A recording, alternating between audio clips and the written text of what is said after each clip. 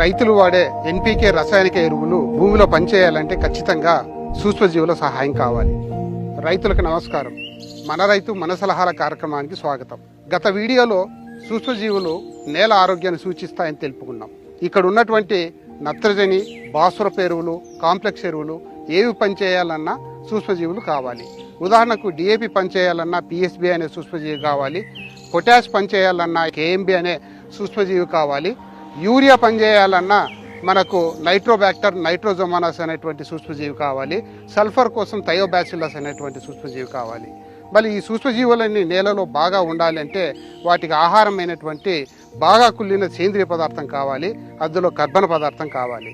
కాబట్టి మనం వేసే రసాయనిక ఎరువులు చక్కగా పనిచేయాలంటే ఖచ్చితంగా సూక్ష్మజీవుల సహాయం కావాలి. ఇప్పుడు మార్కెట్లో బయో ఫర్టిలైజర్ పేరుతో సూక్ష్మజీవులు లభిస్తున్నాయి. అలాగే చక్కటి సేంద్రియ ఎరువులు కూడా మార్కెట్లో లభిస్తున్నాయి.